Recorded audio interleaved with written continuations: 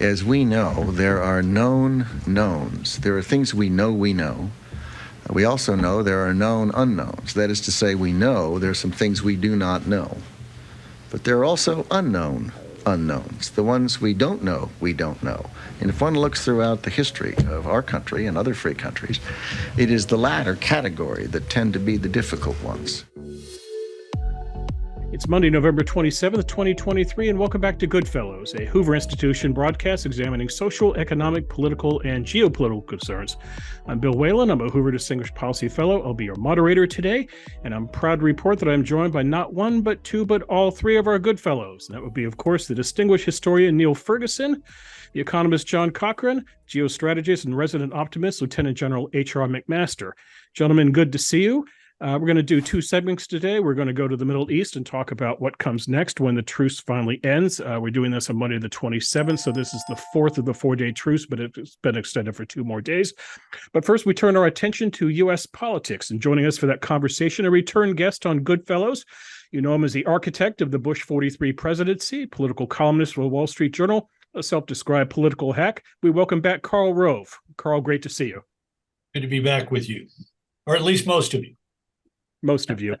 So, Karl, I'd like to believe that I begin this conversation. McMaster laughed because he knew it was directed at him.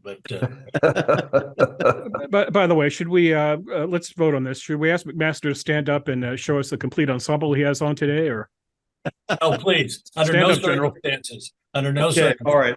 I am in Southern California, and I am going to go paddleboarding immediately after GoodFellows. So. Is this just designed to make me feel bad?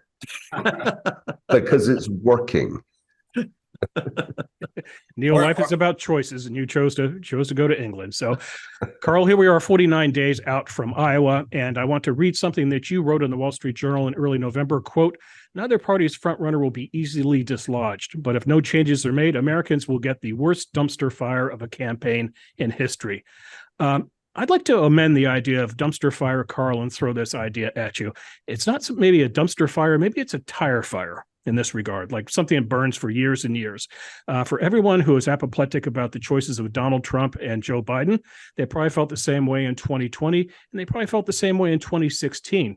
So, Karl, is 2024 unique in this choice, or are we just in a particularly rough stretch of political history in America?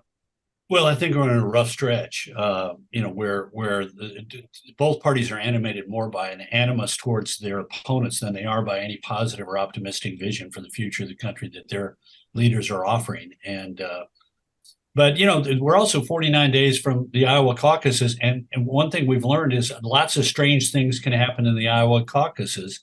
I think at this point in 2016, was it Ben Carson who was ahead? Right. And Ted Cruz won Iowa. Howard Dean. Yeah. At this point in 2008, Hillary Clinton was far and away, and Barack Obama caught her. My favorite, and what I think is sort of the model for if there is going to be something that happens differently, I think the model is 1984 Democrats. We forget back then that everybody knew that Walter Mondale was going to be the nominee of the Democratic Party. All the polls showed it way ahead in the mid to high 50s at this point nationwide. The final poll before the Iowa caucuses was 49% for Mondale. Tied for second with 13 points each were Jesse Jackson and Senator John Glenn. Fourth place was Reuben Askew, the former governor of Florida and Carter's trade rep, at 5. And tied for fifth and sixth were 2 senators, Alan Cranston, Mr. Nuclear Freeze, and Gary Hart, New Democrat of Colorado. And on caucus night, Mondale nailed it, 48.9% of the vote. But there was a surprise. Second place finish, Gary Hart, New Democrat. And for the next 8 days, all we talked about was the unusual, the tall, lanky, laconic, New Democrat, Atari Democrat from Colorado, Gary Hart. And 8 days later in New Hampshire, he upset Walter Mondale, and we were off to the races. Mondale begins to fight back on March 11th with a televised debate. He says, every time you talk, I'm reminded of that commercial, "Where's the beef?" When I hear your new ideas, I'm reminded of that ad, "Where's the beef?" Yeah. Ultimately won. But what we forget is that it took until June 5th. Gary Hart won 27 contests. And on June 5th, he won California, New Mexico, and South Dakota, but Mondale won West Virginia and New Jersey and secured the Democratic nomination, clinched it with 21 delegates to spare. Now, my point is that unusual thing happened in Iowa that led to an unusual thing in New Hampshire.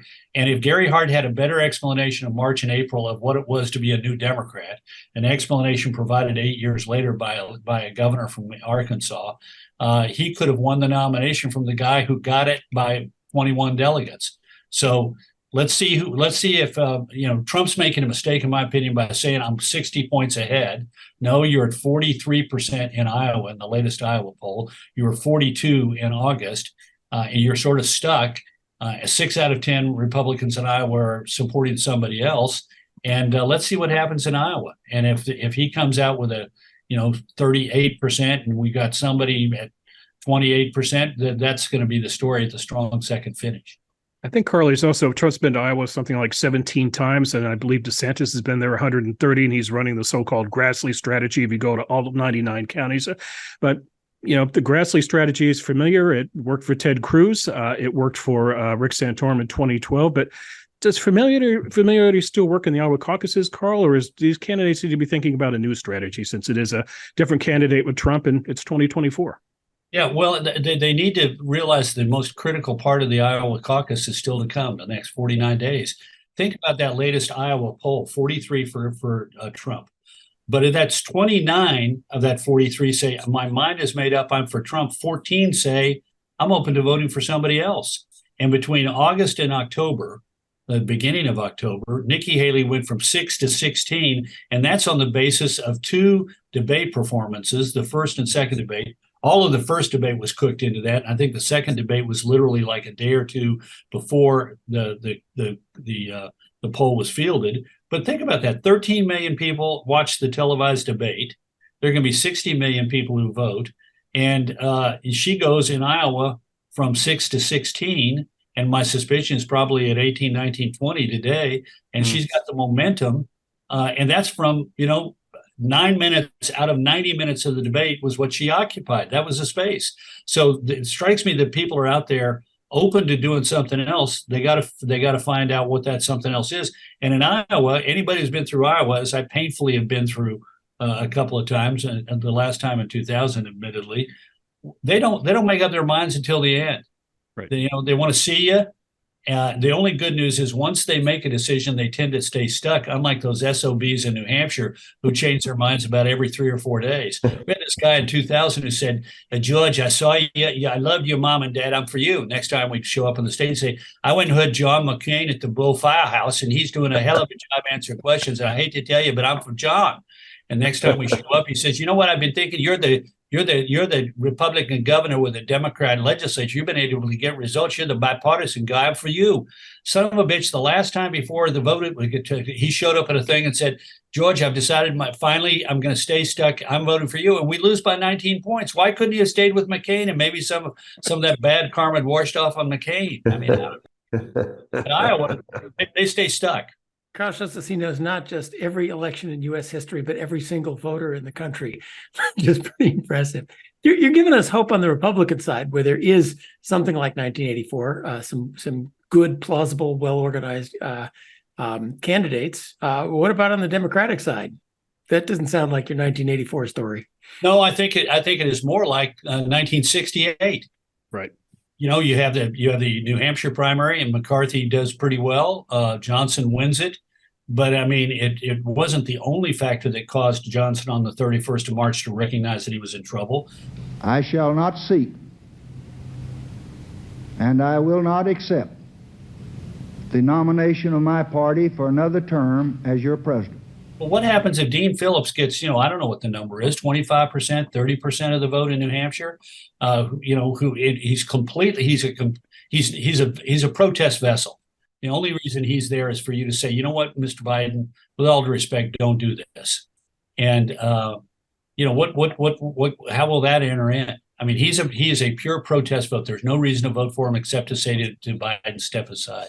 I do know this. I do not think it is an accident that the governors of California, Illinois, and Michigan have all filed federal committees so they can spend federal money and move around the country. I don't think that's an accident, and I don't think it's an accident that the governor of California, with his excellent hair and not much else, is focused laser-like on making certain that every member of the Biden delegation to the Democratic National Convention from California is a Newsom person, because I think he's betting on this thing coming apart by the time that the Democrats get together in August, for God's sake, in Chicago, that they might be in a position where the Democrat convention has to decide who the nominee is, and it ain't going to be Joe Biden, because he's going to be sidelined for one reason or another. So, Karl, I buy this story. I'm particularly sold on 1968 because I struggle to see Biden going the distance, and it's clear that certainly amongst the Democrats I talk to that they're deeply worried about the situation they're in. But let's just go forward and take advantage of your great political insight. Suppose it is Haley Newsom when we finally get to vote November of 2024. Who do you think wins? Well, Haley, because Newsom is the governor of California. And look, I look out my window towards the hills west of Austin, and there are a lot of California expatriates fleeing high taxes, unsafe streets, crappy schools, and a nutty state government. And they're coming here by the score, not the score and the hundreds, but the hundreds of thousands. Think about it. California, every 10 years since its admission as a state in 1850, has gained strength in the United States Congress until the 2020 census. And for the first time since it joined the Union, it lost seats in the U.S. House. And that's not because the weather's crappy, or the restaurant's terrible, or the beach is dreadful. And it's not because they've seen McMaster out on that surfboard in his outfit. It's because Hoover Institution Speedo. Yeah, exactly. Oh my God. Just another 25,000 people are starting to dial their phones and get a band to come and pick them up. It's because California is turned into a parody of a state government. So, but Karl, they bring their voting habits with them when they move to Austin. No. Tell me, bro. There was a poll, not well done, but a poll of people who had moved to Texas and registered to vote since November of 2020. This is before the 2022 election. They were like 38% Republican and like 28% Democrat, and their generic ballot was 59R 41D. I've been involved in a voter registration effort called the VEP. We've been below the radar for the last 4 years. We've added 500,000 additional Republicans to the rolls in Texas, and we don't register by party, so we have to do some tricks to figure out whether or not they're Republicans before we go after them for registration. But the people that are moving here, just like the people that are moving to Florida, are people saying, I want a state government that works with limited taxes, limited government, good schools, safe communities, and sensible leaders. And California, unfortunately, at this point, doesn't have that. Well, and just to go back to the question, like who wins if it's Governor Haley versus Governor Newsom. Governor Haley has as strong a record as Newsom has a weak record, I would say, in terms of her leadership in South Carolina, but also her performance that I got to observe directly when she was ambassador to the United Nations. She did a phenomenal job. I mean, it's a really not well-known story that she got through really 4 rounds of unprecedented sanctions against North Korea, with a Security Council that had Russia and China sitting on it, and she did that, I think, in large measure by force of personality. Yeah, I saw that as governor of South Carolina. In 2010, I was the speaker at the Silver Elephant Ball, which may sound like a crazy event, and it is. But Ronald Reagan spoke there, 41 spoke there. It's the big South Carolina Republican fundraising dinner. And I was the speaker that year. And I was sitting at the head table, which is a round table in the middle of the room. And I was sitting next to the then governor, Mark Sanford, who'd just come off the Appalachia Trail, if you get my drift. And nobody wanted to come and talk to that guy. So I'm sitting at the head table. Literally, there are empty seats on one side of me is one empty seat. On the other side of him are 2 empty seats because members of the host committee have disappeared rather than sit at the table with the governor. But I'm watching the lieutenant governor, the attorney general, and an upstate congressman, all of whom are running for governor, sitting at their tables, waiting for people to come and kiss the ring.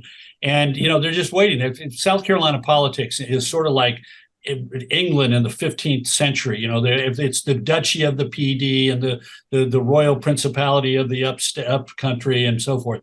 And so they were all coming to, everybody was going by to pay their respects. Doors blow open at the end of the room. In walks this tall, statuesque, three-term state legislator who works every single table, particularly the table of her three opponents. And I'm seeing energy and enthusiasm. She's pinching their cheeks. You can tell she's doing everything she can to unsettle them. I'm thinking she's going to kick their ass, and she did. Well, what you're giving us hope for is a principled discussion of what's going on. I don't think the average person in the country knows just how broken things are in California. And if she can have a really principled political debate, it may be back to Lincoln Douglas if those two go at it.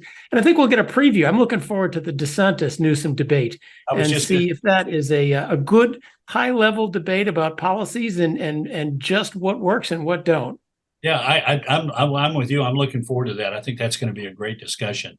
And look, DeSantis has a role to play in this too. I think there is an advantage to doing the full Grassley, and I do think there's an advantage of having a gigantic neighbor-to-neighbor program like he's got, where it's identifying and canvassing people.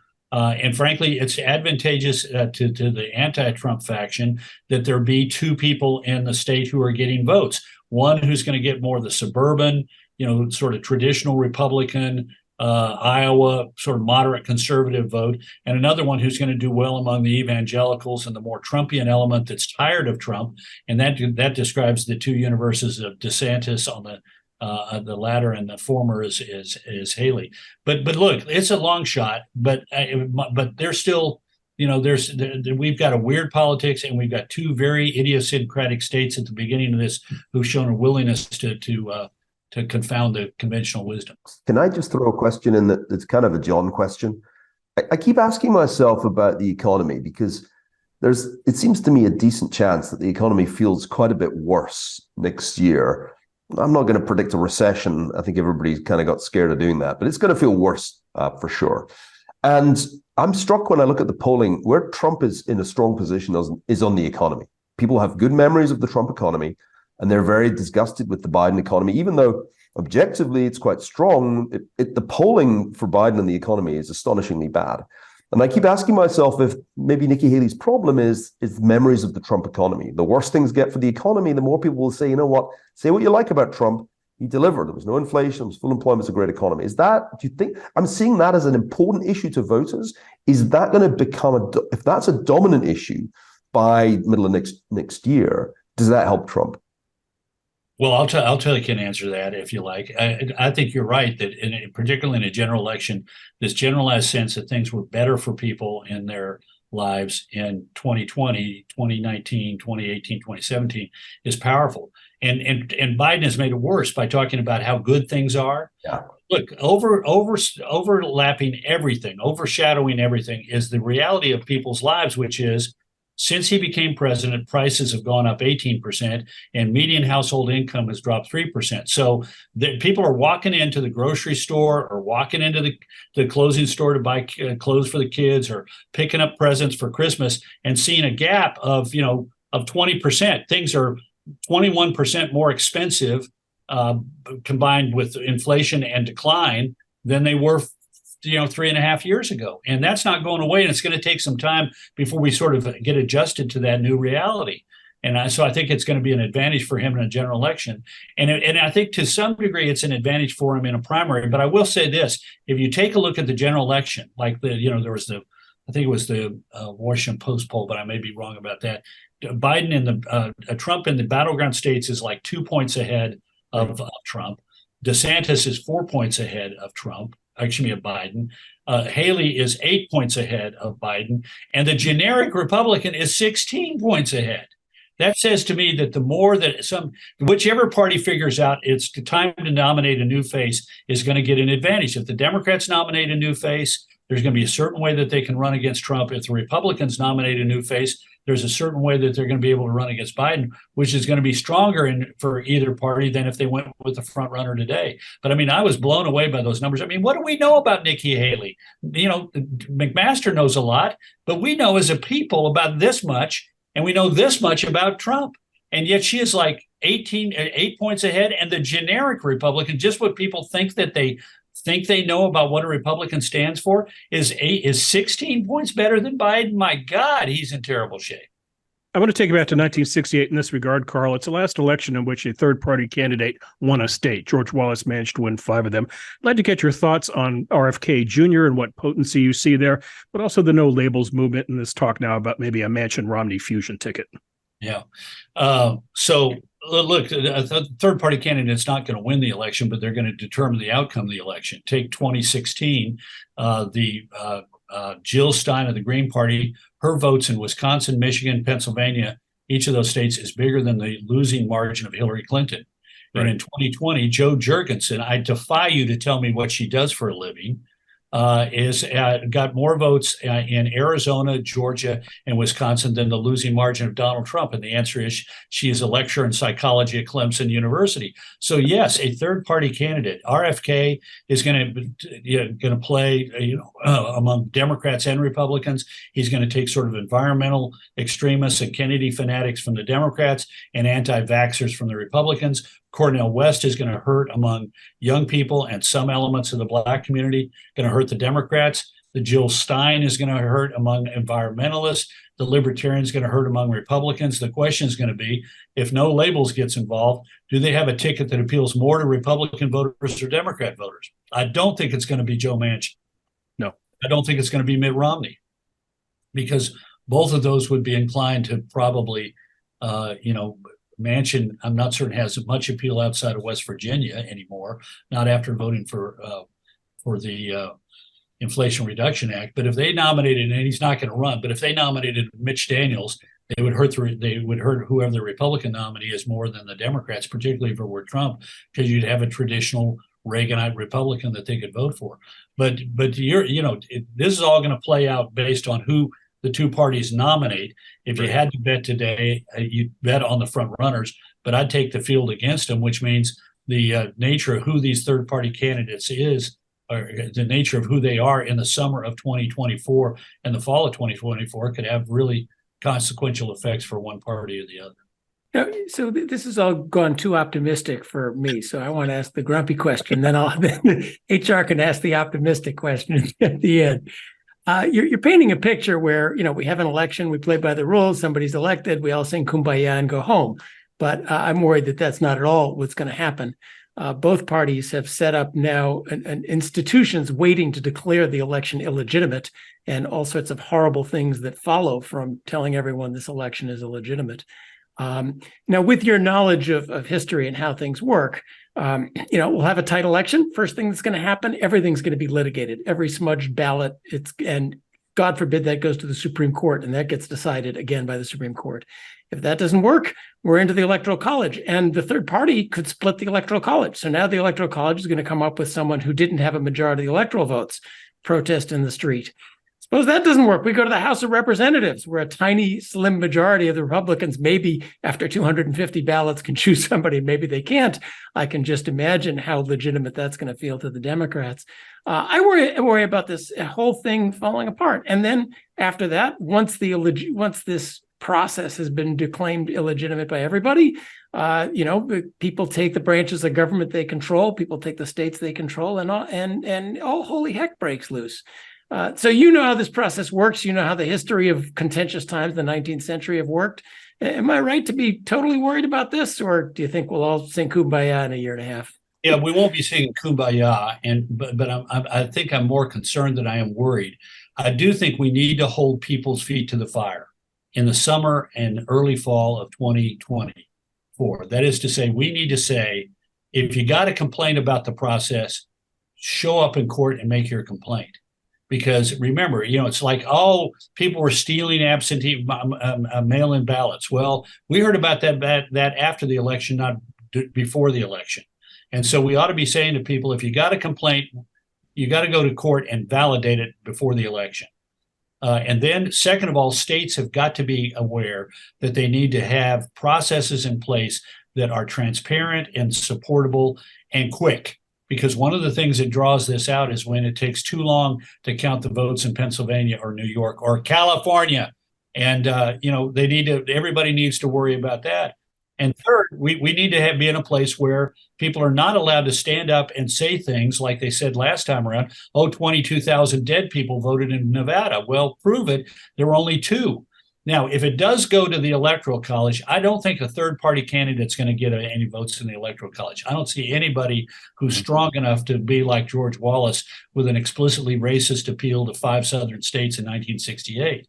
On the other hand, if it does end up going to the House because not enough, nobody has majority in the Electoral College, that is a problem because Republicans are likely to carry, more Wyomings and Montanas and Idahos and North and South Dakotas than Democrats are to carry Rhode Island and Massachusetts and so forth.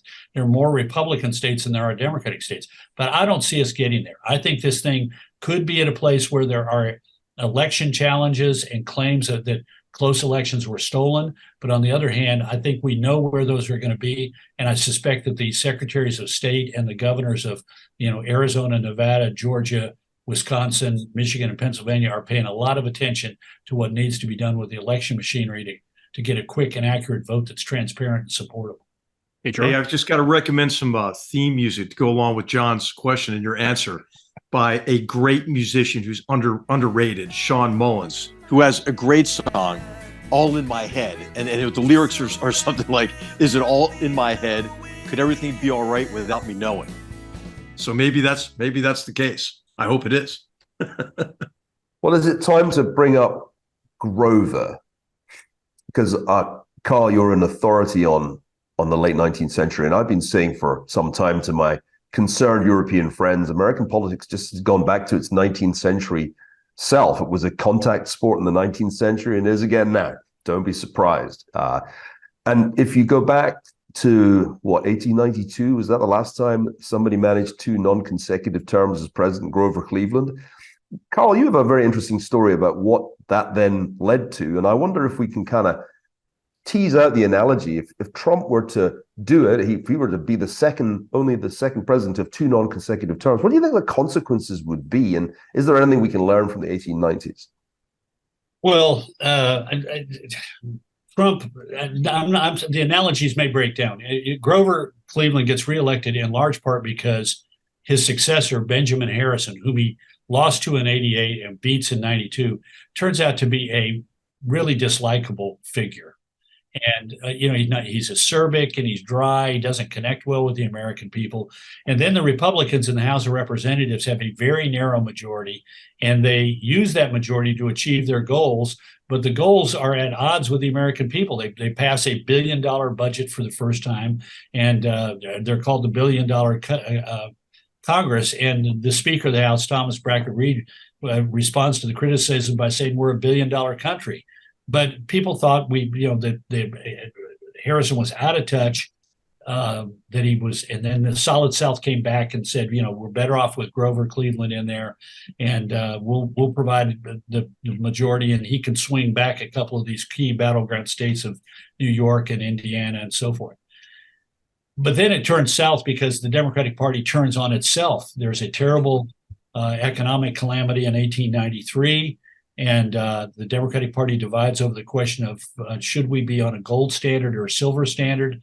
The Democrat Party has an insurgent organization that pops up inside it, the Silver Men, led by a couple of senators from the South, that literally takes over the Democratic Party. And by 1896, basically state convention after state convention passes resolutions condemning the incumbent Democratic president and his policies, and then goes to the National Convention and nominates a silver man who literally says, okay, we're no longer responsible, the Democratic Party, for the economic difficulties of the country because the Democratic president has pursued Republican policies.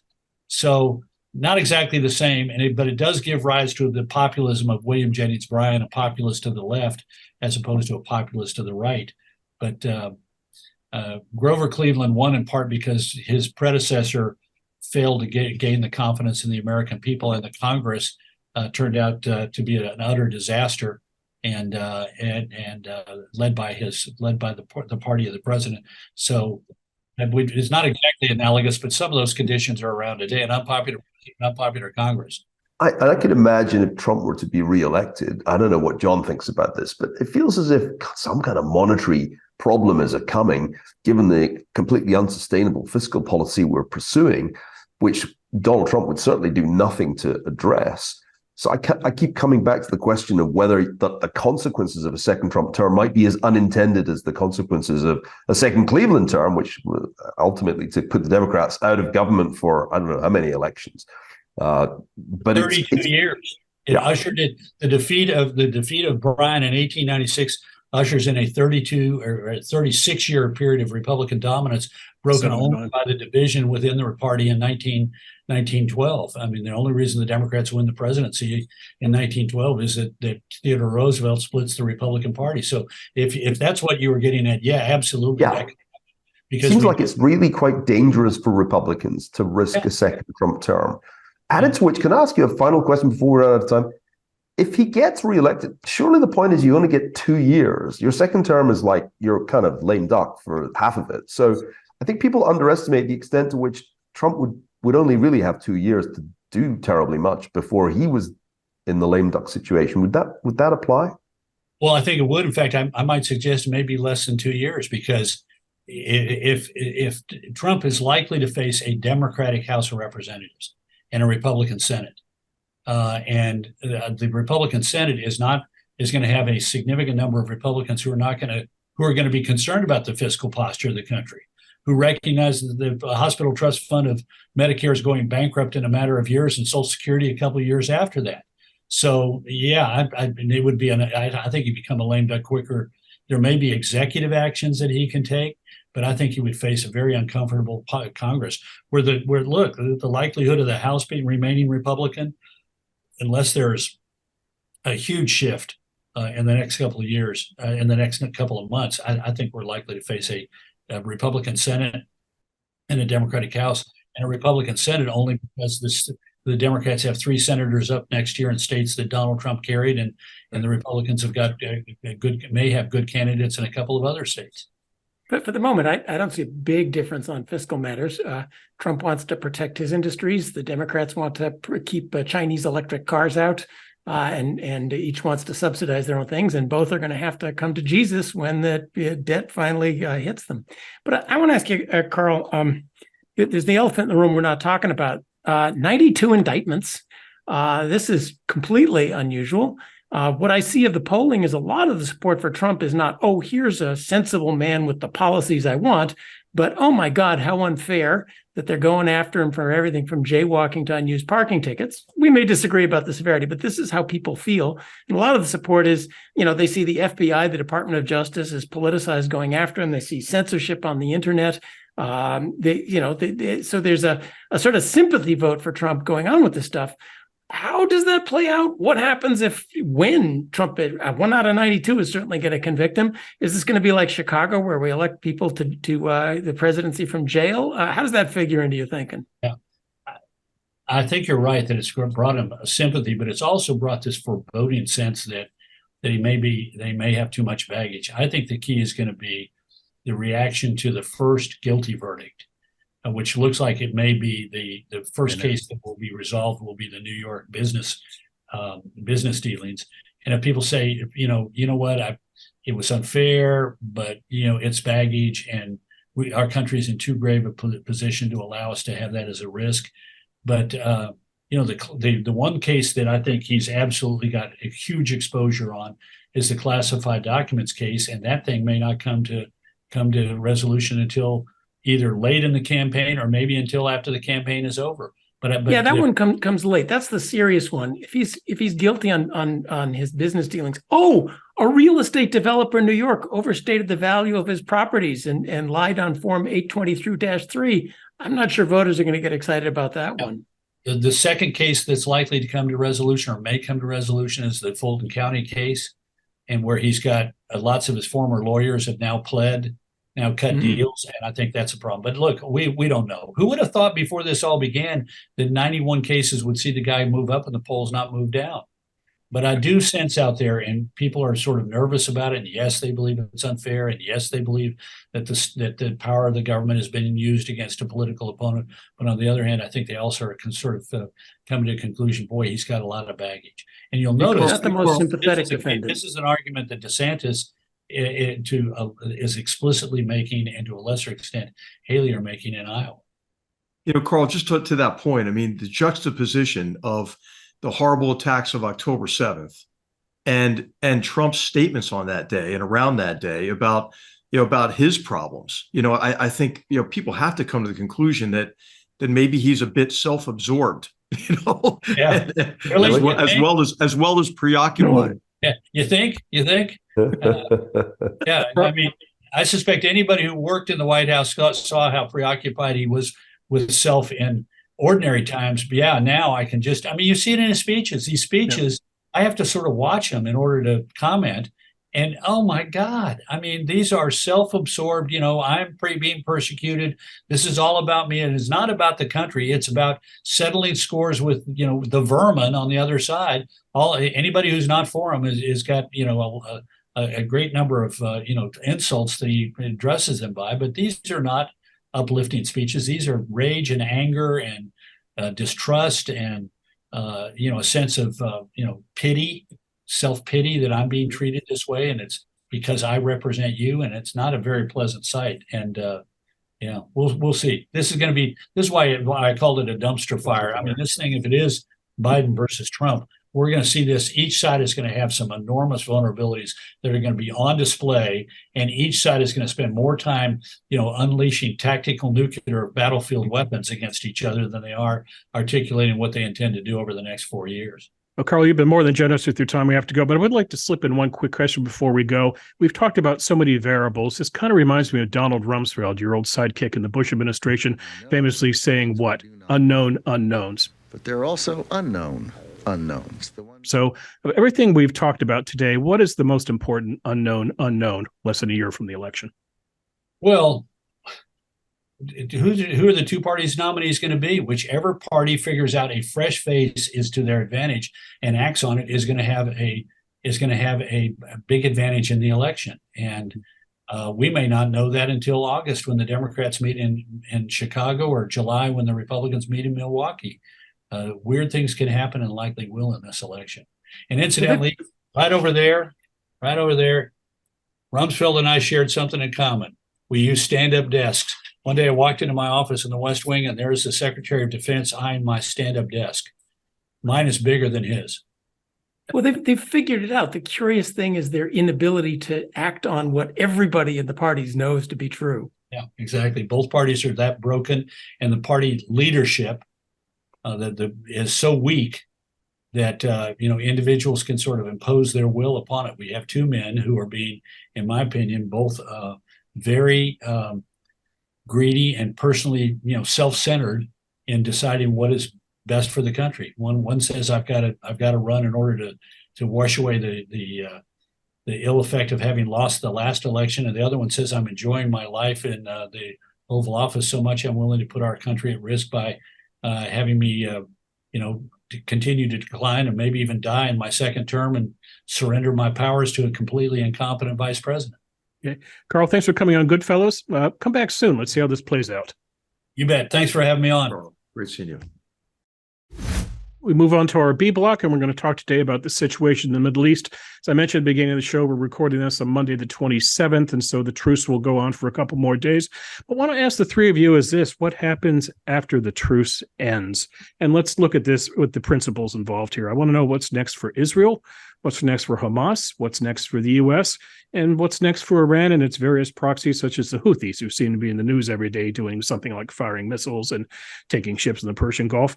HR, why don't you start this, and why don't you talk about what's next for Israel, especially what you think they'll do militarily?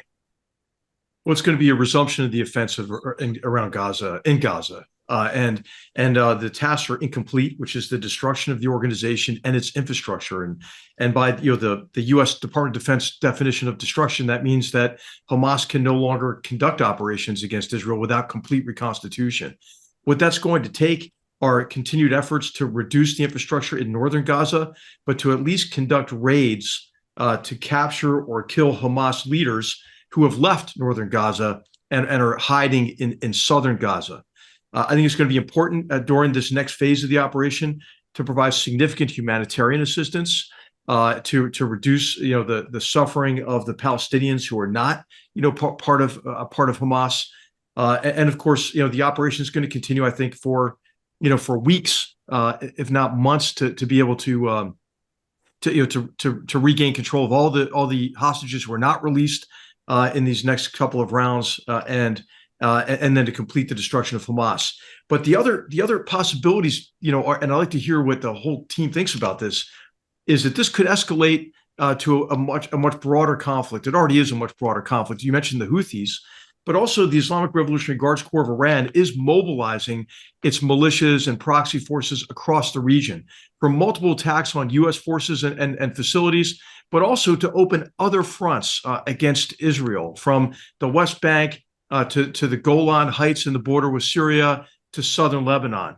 So I can foresee, Bill, a scenario in which there are a series of escalating attacks that ultimately compel the Biden administration to go after Iran's terrorist network more broadly in the region, and maybe even begin to act like we know what the return address is. And that return address is obviously Tehran.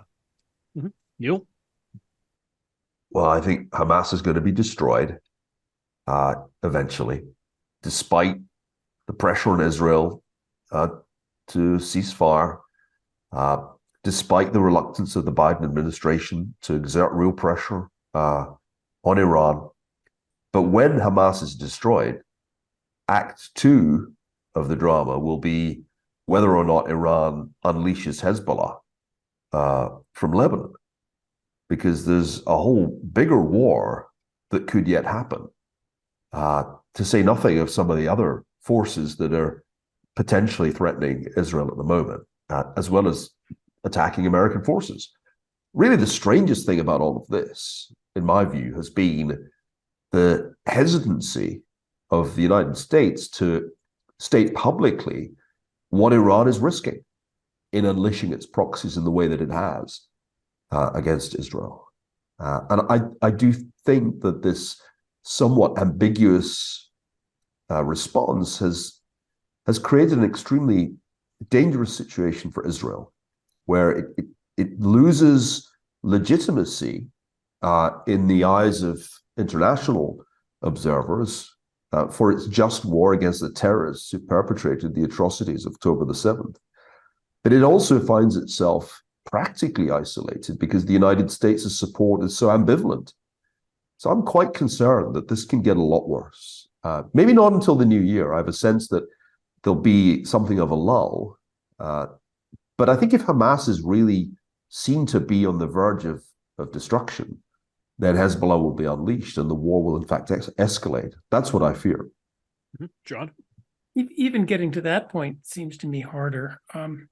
Can Israel, can you take 2 weeks off and then go back to a serious war where the objective is annihilate Hamas? Hamas still has hundreds of hostages and is obviously going to dribble them out. I was interested by the report that Netanyahu's his first instinct was, I'm sorry, the hostages are gone. We're going to do this to save Israel no matter what. But obviously he isn't doing that and can't do that anymore. But I don't see Hamas played the game brutally and well to have those hostages. The humanitarian assistance, I gather the way this works is Hamas doles it out. And if you want any humanitarian assistance, you better support Hamas. Even that is fraught. My one hope here is that the Arab states have gotten really sick of Hamas. So we're not seeing any of that usual support for Hamas. But, we're at a stalemate of lack of will in Ukraine. And I worry that it took about 3 weeks to get to a stalemate of lack of will in Israel. And will Israel be able to, even without an invasion from the north or an explosion in the West Bank or Iran setting something going, will Israel be able to get back going in the way that goes after its fundamental war aim of destroying Hamas? Hamas is not going to say, well, we gave you the last hostage, so come destroy us now. That's not the way this ends. HR? Yeah, I just say to qualify on the humanitarian assistance, I think the Israelis have to bring it with them, and they've got to control it. I mean, I think that there's no way that humanitarian assistance you can provide it with, good faith to the Hamas. They will control it. They'll use it for their own means and to remain, in power and so forth. So that's one aspect of the operation. But I'll tell you, John, I think they're going to obviously go back on the offensive. And what hasn't stopped is intelligence collection and analysis. And I think that the release of the hostages was an opportunity probably to get a higher degree of clarity on where the hostages are being held. And I think what you'll see when military operations resume are probably raids to gain control of those areas where the hostages are being kept. And then to operate, out of those nodes, those areas that are then controlled, while they also hunt down Hamas leadership. There's also a multinational dimension to this, of course, involving the entire Iranian terrorist network, including Hezbollah, the proxy army in Syria, elements of Hamas and Palestinian Islamic Jihad in the West Bank, but also those who are sitting in Qatar. I mean, I think that they are dead men walking. The same thing with their financial enterprise internationally. I mean, it's really important, I think, for the United States to escalate, to go after that entire network alongside the Israelis and other partners. The narrative that you hear, and Neil was alluding to this, is that we're trying to prevent escalation. Well, I think as long as we're trying to prevent escalation, that Iran gets to escalate with impunity. So I think what we have to do is stop these kind of signals and measured responses. When acts of war are committed against us, act like it and respond not proportionately, but respond in a way that's overwhelming, that goes after really not only their will to continue to continue these attacks, but also their capacity to do so by taking out that infrastructure that's important to them, including, I would say, the IRGC headquarters itself. So you're giving me some hope, HR, and I want to follow up on one thing you said. Of course, the Israeli occupation in Gaza has been pretty awful in terms of blowing up buildings and number of civilians caught in the crossfire. Are you saying that given a few more days or maybe even weeks of the ceasefire, that they will be able to build up intelligence to do in southern Gaza a little more surgically what they need to do to know where exactly people are to get at tunnels without blowing up 10 buildings on top of the tunnels? Well, I've heard a lot of inaccuracies about the campaign in Gaza, saying that, now that the ground offensive has begun, there are going to be more civilian casualties. Actually, the opposite is the case. Right. Ground forces can be more discriminate, especially those that are equipped with combined arms capabilities like the IDF is. I think people forget, we enabled a very light force to take over Raqqa. This is the SDF, right? The Syrian Democratic Forces in northeastern Syria, with our special operations forces, but also our air power, U.S., British, and French air power. In that small town, the estimates are now good estimates, 2 years after the fact that 1,600 civilians were killed in taking Raqqa back from ISIS. Similar figures in terms of proportion of civilian casualties in Mosul. Why? Because of the almost exclusive reliance on artillery and air power. Once you get into the area and began to gain control of that terrain, get Hamas to respond to you, because now you're in control of portions of territory in Gaza that are of value to them, you get the upper hand and you can apply overwhelming firepower, but with discrimination, and better effect in terms of killing the enemy, but protecting civilians. A tank round is pretty discriminate, right? A 500-pound bomb, not as discriminate. Can I add one final thought that links up to what we were discussing earlier with Karl? I've had a chance to speak to quite a few people from the Arab world in the last few weeks. That's not so hard in London. It is interesting how much criticism I hear of the Biden administration, that there is no great love felt for Iran in the Gulf, where I think there's a frustration that what was going forward with the Abraham Accords has been derailed. I don't think that derailing will be a permanent thing. The expectation is that a change of government in Washington will put American policy back on a firmer footing. And I think it's important to notice how many different international situations around the world hinge on what will happen next November. But there is great frustration with the way that the Biden administration has handled this. and no great enthusiasm for the benefits that have been reaped by Iran.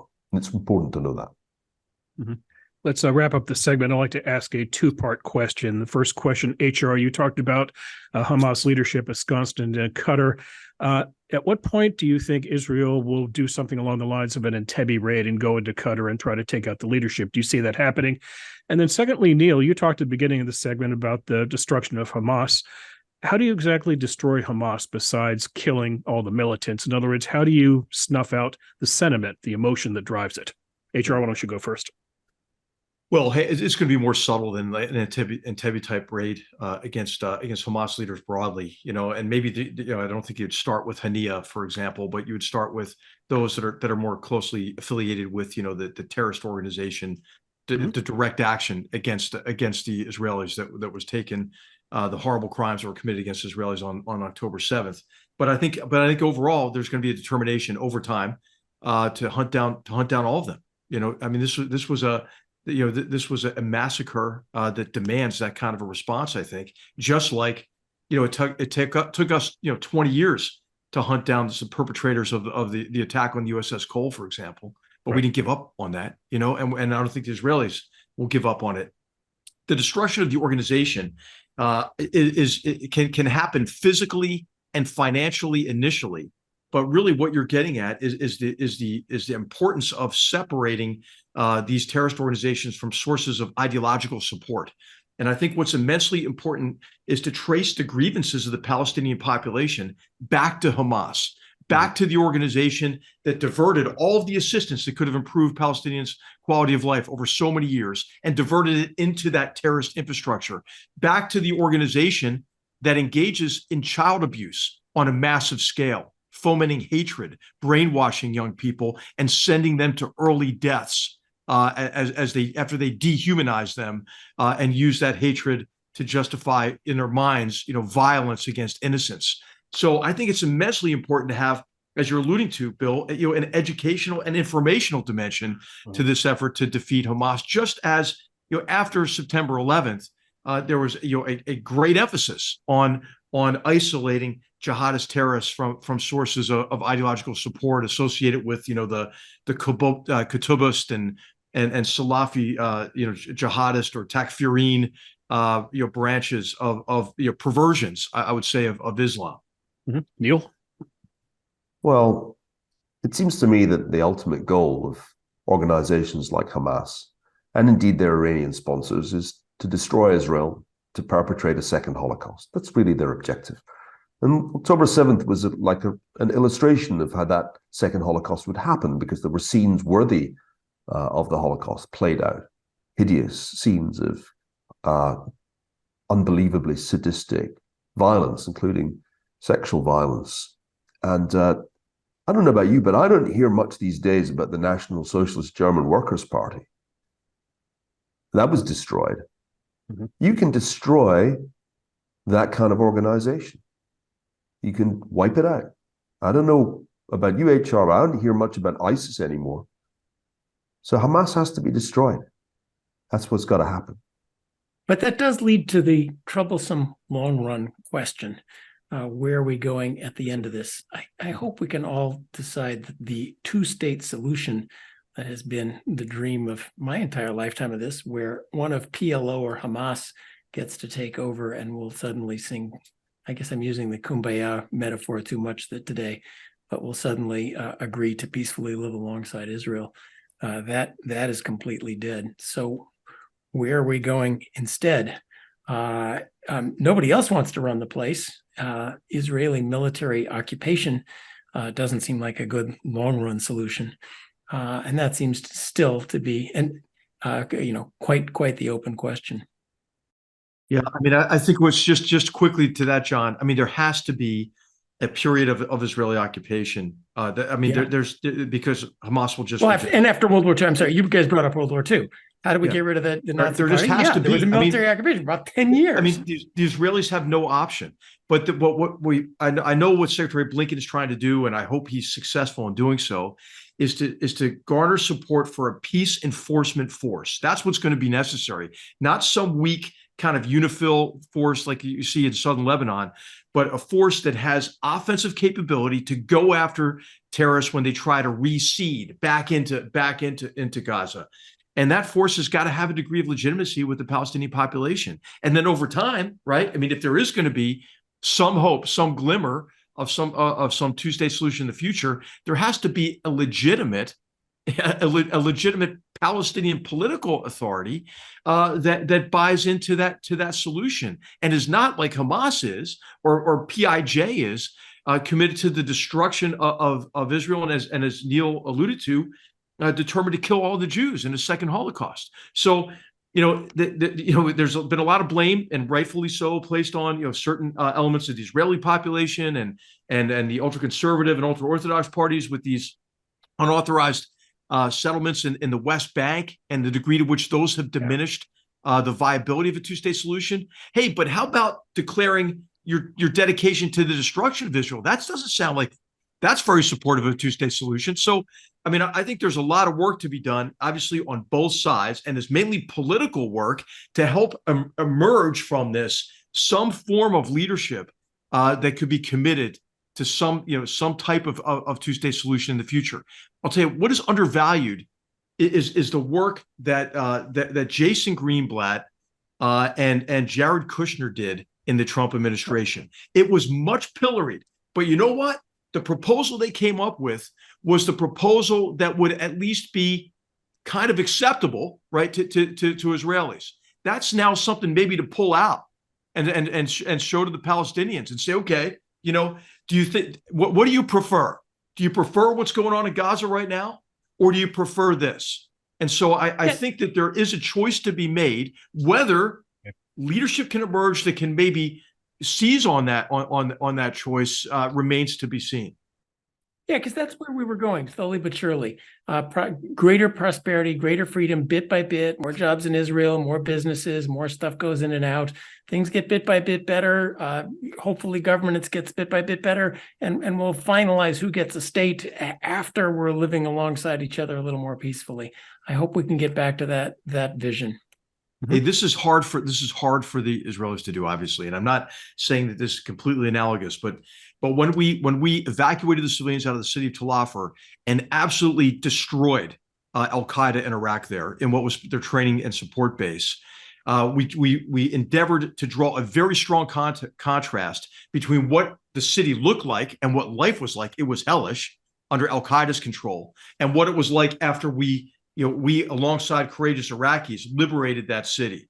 And so we had a huge information campaign with just the Arabic word choose on it, and then distributed everything that you could think of in terms of the contrast between the marketplace that was blown up and now the marketplace as it was open, the schools that were turned into terrorist training facilities and ID factories, and now the schools back open. And then there's just everything that we could think of, soccer balls and so forth, just had the word choose on it, as well as those billboards and posters. And it got to the population, and they realized they had a stake in preventing Al Qaeda from coming back. And, they'll try to come back. Hamas will try to come back. But, I knew that we had won when one of our UAVs one night, so it picked up a terrorist trying to put in an IED, and an elderly woman came out with a broomstick and started beating him over the shoulders with a broomstick. I mean, then I know, okay, hey, I think we have a enduring security here. Okay. Broomsticks, and we're going to leave it there for this conversation, gentlemen. Good talk. And we now move on to the lightning round. Okay, first lightning round question. This is in Europe. Addressing the G20 leaders for the first time since Russia invaded Ukraine, Vladimir Putin said, and I quote, "We should think about how to stop this tragedy." Neil, what's he up to? Oh, he's taking advantage of the fact that he knows the Biden administration wants a negotiation. Now that the Ukrainian counteroffensive clearly has not achieved its objective, and he knows that if he can portray Zelensky as the obstacle to peace, then he might get to keep quite a big slice of Ukraine. Easy. Okay. John Cochrane, I turn to you with a lightning round question. This is a Napoleon parallel. I saw Napoleon in the theater last week, by the way. I don't know if you guys have seen it yet. It was okay. Mixed. We could talk about that in a future show.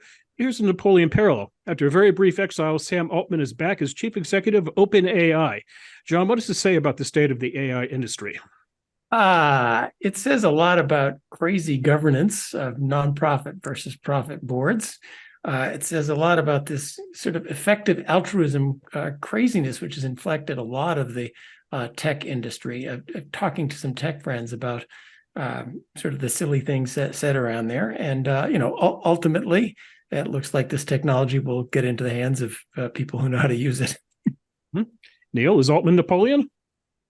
No, Elon is Napoleon. I mean, I don't think Altman's the most important person in AI. He's not even actually a data scientist, but he saw the opportunity that large language models presented, and he's picked it up and run with it. I think this whole battle was partly a product of the weird structure of corporate governance that emerged when the non-profit had to become a profit to get all that money from Microsoft. But there was also some internal dispute about the speed at which he wanted to proceed. The major winner is actually Microsoft, which now has a stronger position than it had before. I still worry about where this goes. I still ask myself, is this like the Manhattan Project with the governance of a bunch of railroads in the 19th century? I'm uneasy about that, but I can't really define what we can do better. At this point, there are so many genies out of so many bottles in the AI competition. There's a race that's going on between the major tech companies and between the US and China. It probably doesn't hugely matter how OpenAI is governed. That's probably not the key issue here. Okay. Yeah, and this is software can be copied once you've invented it. There's no big single secret like there is with atomic bombs. And the idea that we are going to gently guide this into some future, knowing exactly what the problems are, is crazy. This is a very competitive field. Hundreds of large language models out there. Doesn't matter what you do with any particular one of them. Now, HR, I turn to you, and let's go back to Europe. Geert Wilders and his Freedom Party have won the largest number of votes and seats in the Dutch national election. About Mr. Wilders, he is vocally anti-EU. He's vowed to halt all immigration into his country, and he does not want to provide arms to Ukraine. This comes at the same time, HR, that in Germany, the far-right AfD party is polling higher than the three parties currently governing Germany. Is this coincidence or a trend? It's a trend. You could add in the Slovakia election recently as well. And I think it's really important to understand, kind of the popular sentiment that gives rise to these types of political leaders and victors in these elections, but also to understand kind of the role that Russia is playing in supporting these far right as far as far left parties in an attempt to polarize these countries and reduce their confidence, in who they are as a people and their democratic processes and institutions. I mean, there are real problems, that need to be addressed in the area of immigration and migration, for example, though, in Denmark and more broadly in Europe and heck, in our country. So it's important to understand, where these politicians come from, because they don't come out of thin air. They come from popular sentiment associated with dissatisfaction, but also there is a foreign role being played by the Kremlin in Europe for sure. And the Bulgarian election is going to be next year too. A little bit of lightning. I've met Geert Wilders. Of course, my wife, knows him quite well. I think he gets very badly misrepresented because it's typical for the New York Times to categorize all of these people as dangerous far-right individuals. But Geert Wilders just articulates what a very substantial part of the Dutch electorate has felt for many years. There's too much immigration and it has adverse consequences. And this is what the mainstream parties don't say. They said the same thing about Giorgia Meloni as well, too. And exactly. And she's turned out to be very effective. I think everyone disparages these guys by saying far right, far right, far right. But, we're supposed to love democracy. These people are being elected by voters. What's on those voters' minds? And it's not so much quantity of immigration. It's unassimilated immigration. It's immigrants that then turn out in the streets for violently anti-Semitic protests and talk about not adopting the values of your home country. And they're saying, what the hell is going wrong here? And I think, you should listen to them. Milei just won. The slightly eccentric libertarian just won in Argentina. Well, he too gets far right, far right, far right. Maybe we should listen to what people are saying. John, I was about to ask you about Argentina. Tell us about Milei and your thoughts on that, because this has a very interesting fiscal angle to it. Well, of course, I love the concept that Argentina should use the U.S. dollar as a great way to pre-commit against its fiscal problems. And we are finally seeing a country. Argentina used to be as rich as the U.S. It's one of the disasters of the 20th century that it stopped growing and that it's been continually chaotic ever since. So here comes a guy who's a little bit eccentric personally. He's got some interesting libertarian policies. He talks like an economist. You can tell nobody's writing his speeches but himself. And wants to use the U.S. dollar and instead of one more round of IMF and God knows what. So I wish him luck. It'll be very fun to watch. Okay. A final question for the panel. The Rolling Stones have announced their North American tour dates for 2024. The tour is sponsored by AARP, that is formerly the American Association of Retired Persons. All kidding aside about geriatrics, gentlemen, are the Rolling Stones overrated? No, they're the greatest rock and roll band in the world. Really, the greatest? Always have been, always will be. Yes, the Beatles were better.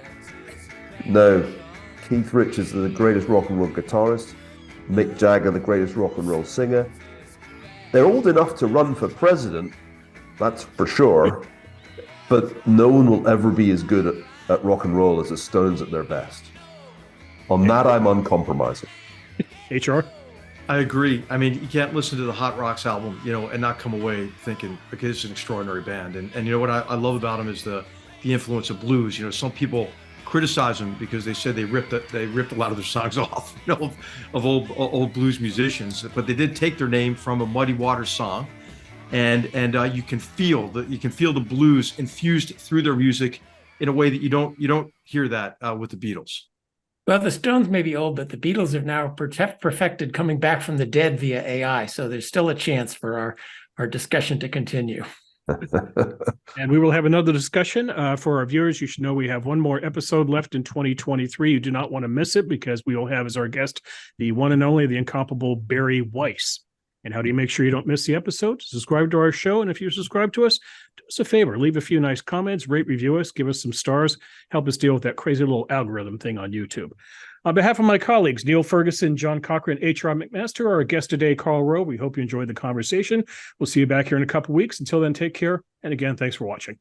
Please allow me to introduce myself. If you enjoyed this show and are interested in watching more content featuring HR McMaster, watch Battlegrounds, also available at hoover.org. Pleased to meet you.